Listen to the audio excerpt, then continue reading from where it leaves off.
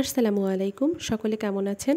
আজকে আমি আপনাদের সাথে শেয়ার করব আমার হাতের মশলাদার চা।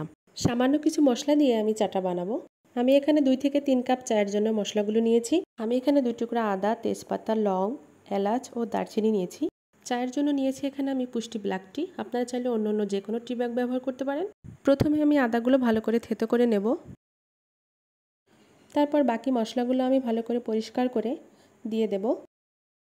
মশলা দিয়ে চাটা বানালে চাটা খেতে দারুণ হয়। আমার হাতের এই মশলাদার চাটা সবাই অনেক পছন্দ করে। আপনারাও অবশ্যই বাসায় বানাবেন।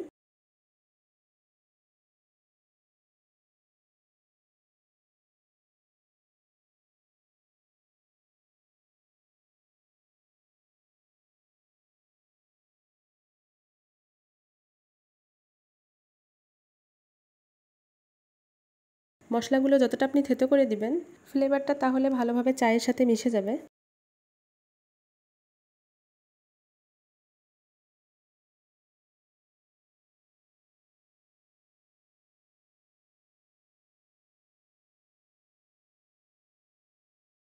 চায়ের জন্য আপনার যতটুকু পানির প্রয়োজন তার থেকে একটু বেশি পানি দিবেন। পানি বেশি দেওয়ার কারণ মশলাটা জাল করার সময় পানি অনেকটাই কমে আসবে।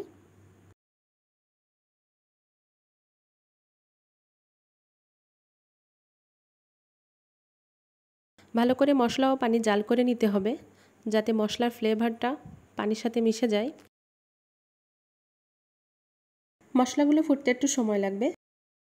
মশলাযুক্ত এই পানিটা যাদের কোল্ড অ্যালার্জি আছে তাদের জন্য খুবই উপকারী।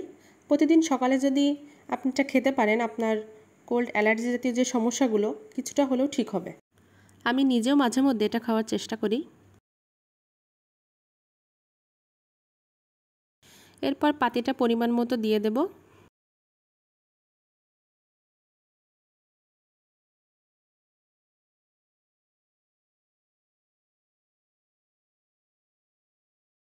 এ পর্যায়ে চিনি বাদেও লিকারটা আপনি খেতে পারেন।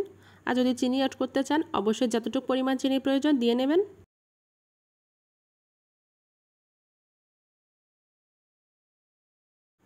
ফ্লেভারের জন্য আমি দিয়েছি 2 থেকে 3টা লেবুর পাতা।